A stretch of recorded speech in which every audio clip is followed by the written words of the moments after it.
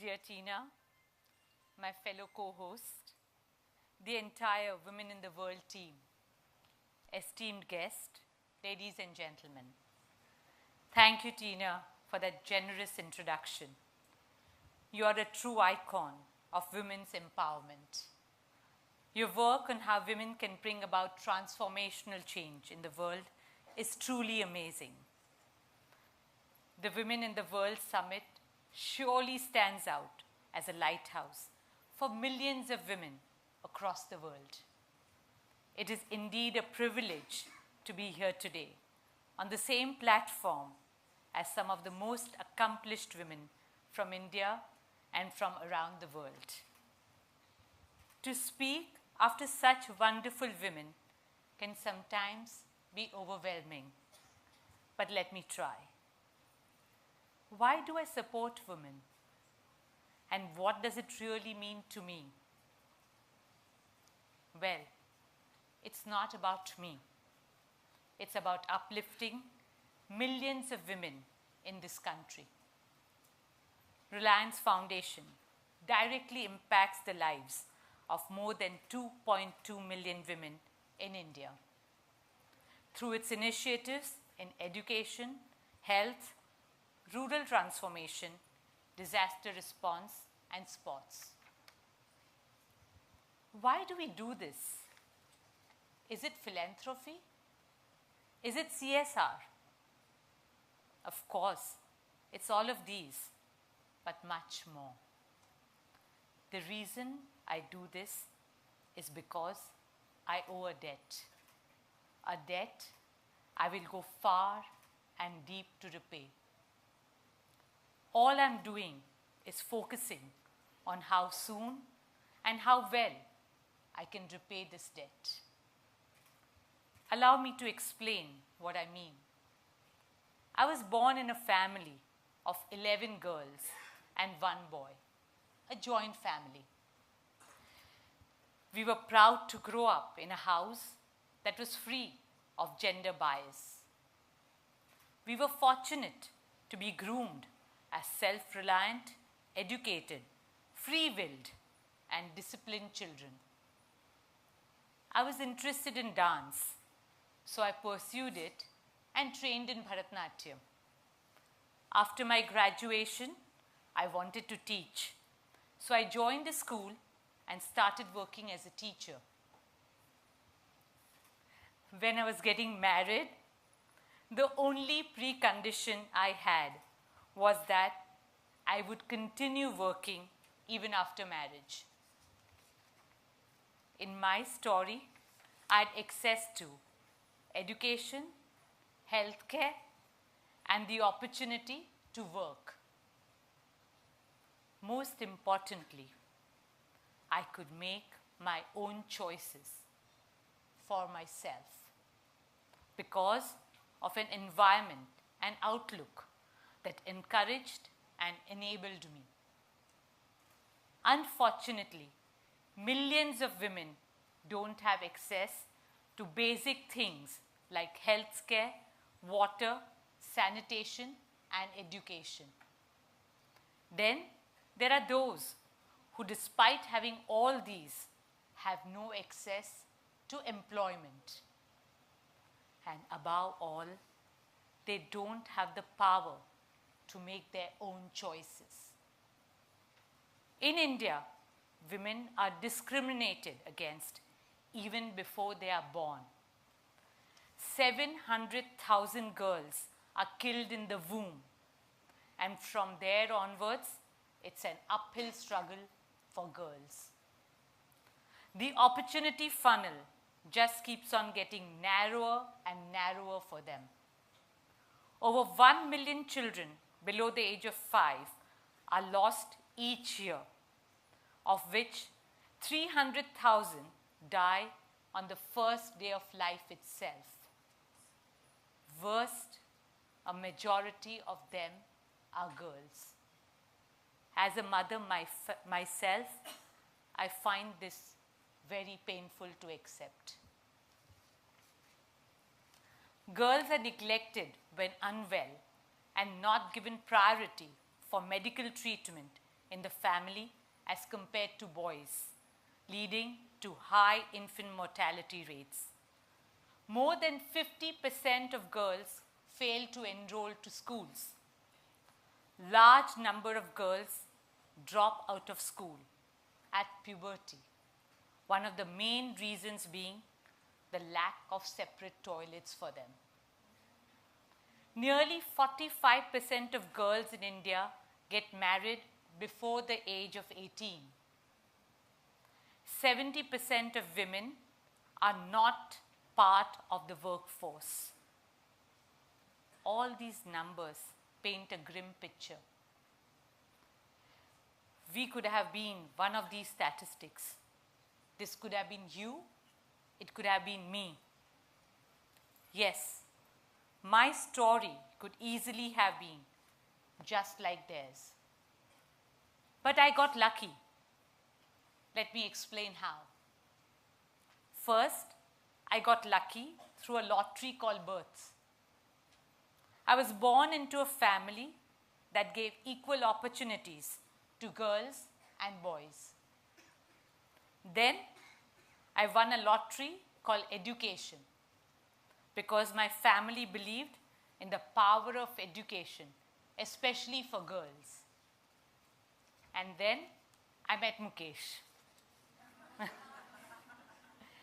Mukesh encouraged and supported me to pursue my passion, be it education, dance, or sports. Thus, I continued making my own decisions and my choices even after marriage. But my story could have been very different. My story could easily have been just like that of many other women in India. And that is why I owe a debt. We all owe a debt to our sisters who are not as fortunate. We stand at a very important time in history, a time when a crucial difference can be made. In about a decade, India will have the largest number of women in any country in the world. What kind of an India and what kind of a world do we want for ourselves and our children? A world where women lag behind is not only an unequal world, it's an unjust world, it's an unfair world. And we cannot accept a world like that. Can the world be different from what it looks like today? I believe it's quite possible. India has a rich tradition of worshipping goddesses. We worship Goddess Saraswati for knowledge, Goddess Lakshmi for wealth, Goddess Durga who destroys all evil. We also have a proud history of women leaders from all walks of life, from Jhansi Ki Rani to Indira Gandhi to Mother Teresa and many others. These women make us believe in a world with possibilities. A world where women have equal opportunities. A world that is better not just for women, but for everyone. According to IMF, if the number of women who join the workforce in India were to increase the level of men, India's GDP would grow by 27%. It is clear, empowered Indian women means a stronger and a better India. My work in India's poorest villages with women have shown me that we can change the story of Indian women. Take Vajaben. Vajaben is from Netrang, one of the poorest villages in Gujarat. On our first visit to that village, we were struck by the extreme misery. Farms lay barren. People and children were malnourished. Even a simple meal was beyond their means. Then I met Vajaben. Her father was bedridden and she was a single mother of 3 young children. For them, life was a real struggle. Yet there was something different about her. In her eyes was a determination to fight her circumstances. Our foundation wanted to help, and our philosophy is to enable people to help themselves. So we helped and assisted Vajaben to set up a nutrition garden. Within 3 months, the garden was producing more than 200 kilograms of vegetables a month. She was now self-reliant, but she didn't stop there. Vajaben motivated other women from her village to set up similar gardens and helped them also to earn an income out of it. In a male-dominated community, she rallied other women around her to transform her own village. Soon Vajaben was elected as the president of the Village Farmers Association. Today, thanks to Vajaben, there are 44 nutrition gardens in Netrang. No child goes to bed hungry or is malnourished. Every child goes to an Anganwadi for their well-being and education. I would like to believe there's a Vajaben in every village in India. We need to find them and empower them. They will do the rest. Another example that comes to my mind is Prakash Kaur from Jalandhar. She comes from the state which has the highest rates of female infanticide in India. Unwanted girls are thrown into garbage dumps, abandoned on railway tracks or river banks. Prakash ji started picking up these girls and gave them a home and became their mother. Today, she runs a unique home where she's a mother to 70 abandoned girls. Prakash ji gave these little girls a new life where their own parents wished them death. When I met her at Unique Home, what really touched my heart was a compassion when she told me, I have not adopted these girls. They are my real daughters. Some of these girls are well-educated teenagers today, and one of them is even studying to be a doctor. True to her name, Prakash is spreading light and hope. These stories tell us that women can make a huge difference. However, we need millions of such stories.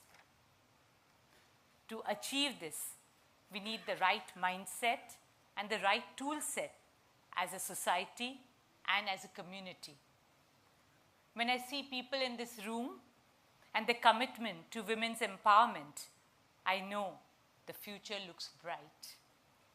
When I look at Prakash Kaur and Vajaben and hundreds of courageous women like them, I know there's hope. Ultimately, supporting women is all about repaying the debt I owe to my sisters. It's all about ensuring that Vajaben and Prakash Kaur are not exceptions, but they become the norm. Supporting women is neither CSR or philanthropy. It is our moral responsibility to support an idea of a better world, a world with equal opportunities, a world where women inspire the whole of humanity, a world where women can make their own choices, and a world where India is at the forefront of that change. Let us together achieve the dream of that beautiful world. It's time for action. Together, let's make that dream real. Thank you.